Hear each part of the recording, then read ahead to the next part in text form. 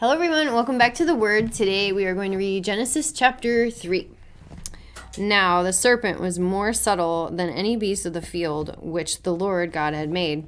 And he said unto the woman, Yea, hath God said, Ye shall not eat of every tree of the garden? And the woman said unto the serpent, We may eat of the fruit of the trees of the garden, but of the fruit of the tree which is in the midst of the garden, God had said, Ye shall not eat of it, neither shall you touch it, lest you die.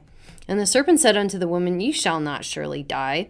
For God does know that in the day you eat thereof, then your eyes shall be open, and you shall be as gods, knowing good and evil. And when the woman saw that the tree was good for food, and that it was pleasant to the eyes, and a tree to be desired to make one wise, she took of the fruit thereof, and did eat, and gave also unto her husband with her, and he did eat. And the eyes of them both were open, and they knew that they were naked. And they sewed fig leaves together, and made themselves aprons. And they heard the voice of the Lord God walking in the garden in the cool of the day, and Adam and his wife hid themselves from the presence of the Lord God amongst the trees of the garden. And the Lord God called unto Adam, and said unto him, Where art thou? And he said, I heard thy voice in the garden, and I was afraid, because I was naked, and I hid myself. And he said, Who told thee that thou wast naked? Hast thou eaten of the tree whereof I commanded thee that thou should not eat? And the man said to the woman who thou gave to be with me, She gave me of the tree, and I did eat. And the Lord God said unto the woman, What is this that thou hast done? And the woman said, The serpent beguiled me, and I did eat.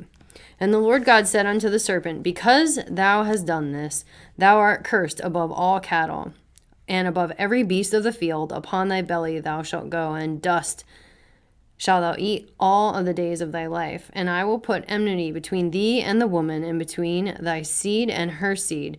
It shall bruise thy head, and thou shalt bruise his heel.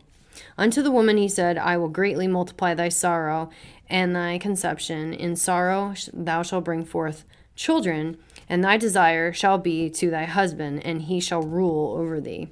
And unto Adam he said, Because thou hast hearkened unto the voice of thy wife, and hast eaten of the tree of which I commanded thee, saying, Thou shalt not eat of it.